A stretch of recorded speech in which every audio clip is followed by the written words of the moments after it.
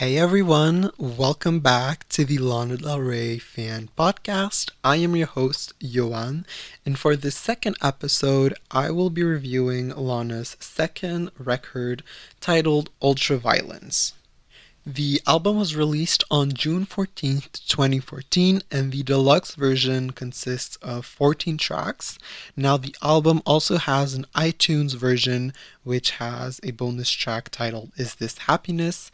And Target also has an exclusive version with an additional track titled Flipside. But for this episode, I will only focus on the standard deluxe version, which lasts for about 65 minutes. To start off, Sorrel Forbes from You Discover Music said, engulfing listeners in its beautifully melancholy, cinematic atmosphere, Ultraviolence found Lana Del Rey creating something darker than ever before, which perfectly describes the album in my opinion and the era Lana entered while creating the project. Lana has said that the album is influenced by the Eagles and the Beach Boys, and her mind and roots were in jazz while creating her second studio album, so this may explain why you may hear these influences throughout the record. Fun fact, the album also debuted at number 1 on Billboard 200, which is actually Lana's first album to do so, so that was a very huge deal for her.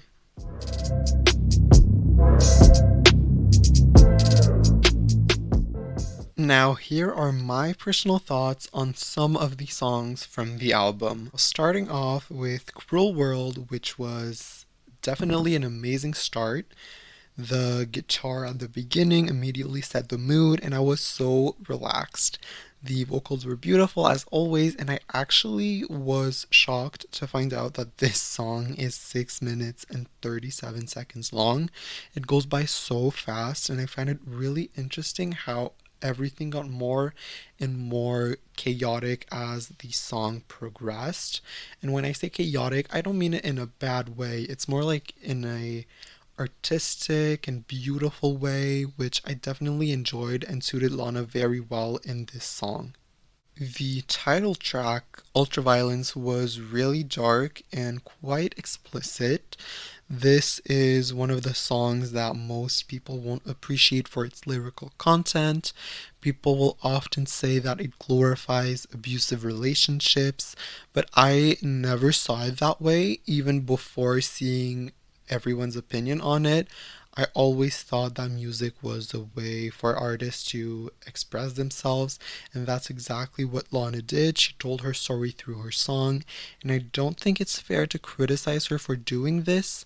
The lyric in question that is controversial is "He hit me and felt like a kiss." Now, obviously, that doesn't sound amazing, but it's Lana's truth, it's Lana's lyric, it's her story, and she decided to share that. So I don't find it appropriate for people to bash her for expressing herself.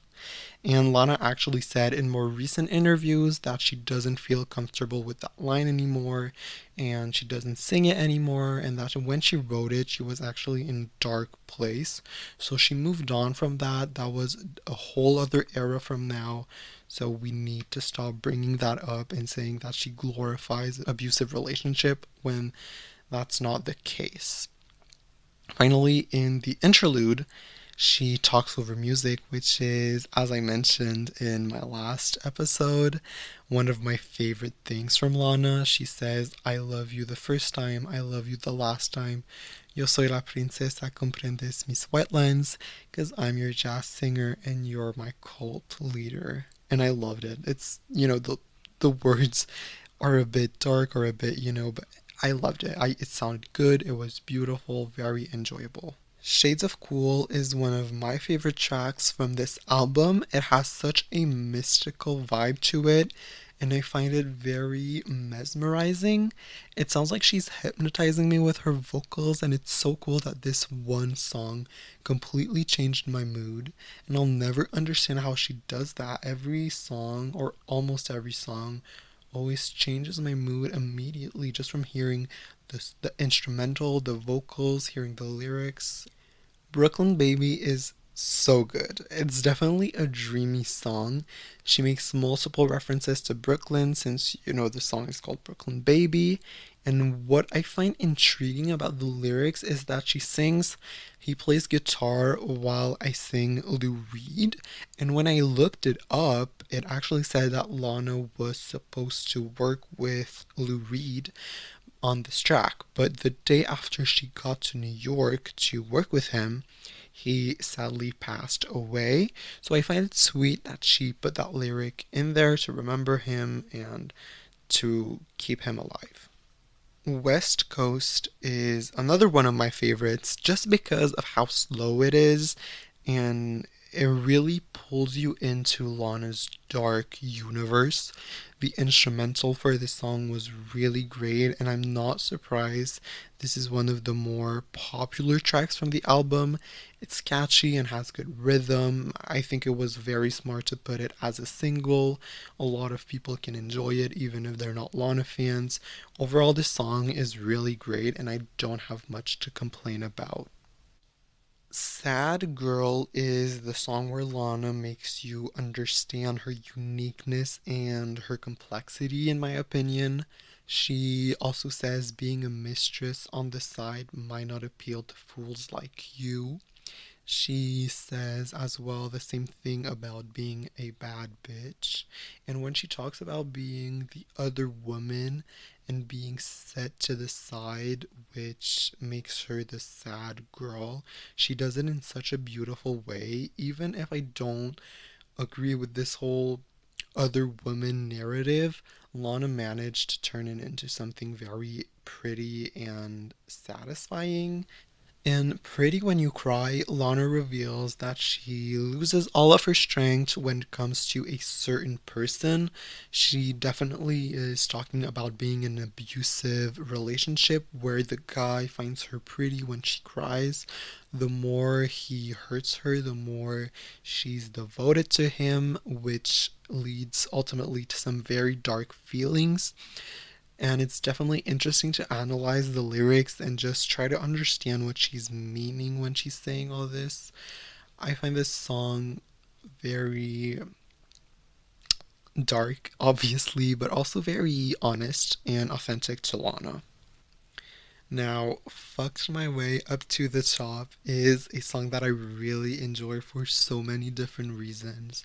It's also one of my favorites. So I'll start by reading something that Lana said about the song. She said, it's commentary. Like, I know what you think of me, and I'm alluding to that. You know, I have slept with a lot of guys in the industry, but none of them helped me get my record deals, which is annoying. That last part was so typical of Lana, but anyways, I love that she's saying that she took what everyone was saying about her and she just owned it. She just showed how much she doesn't care about other opinions. And during the song, she says, I'm a dragon, you're a whore, don't even know what you're good for, mimicking me is a fucking bore. And also says, what I do best, you got nothing, I got tested, and I passed, yes. So these lyrics are obviously supposed to throw shade at someone and say again, she doesn't care about others' opinion. And some would speculate that these lyrics are meant for Lorde, who actually said some negative things about her lyrics in the past. We don't know if these lyrics are meant for her, obviously, but we just know that these lyrics really show a Lana Del Rey that does not care about the public's opinion. Finally, Florida Killos is a great ending to the album. It is another one of my favorite songs. It sounds a bit more upbeat than the other tracks, and that's why, in my opinion, it ended the album on such a high note. Usually, it's pretty hard to dance or move to a Lana song since you're just sitting there and listening to her vocals, listening to the music, trying to figure out what she means, trying to relate to her. But here I found myself moving a bit since the song has a really nice flow and is probably one of the only songs that is more pop oriented in this album. So that is why I really enjoy this. Overall, my favorite songs are in order Florida Kilos, Brooklyn Baby, Fucked My Way Up to the Top, and West Coast. Now, I didn't cover every single song from the album. If I didn't, it's maybe because I didn't have much to say about it, or maybe it wasn't my absolute favorite. I just wanted to focus on some specific songs and give my full opinion on them. To conclude, I think Lana explored a much darker, rock focused, and jazz inspired style which suited her incredibly well. The soft vocals mixed with a more edgy instrumental type of beat blended together really well, and it just shows how Lana is always changing from album to album, and she abandoned the hip hop drums and vocal samples from her first body of work and introduced this more laid back sound with dreamy guitar riffs in such an amazing way, and everything worked out perfectly.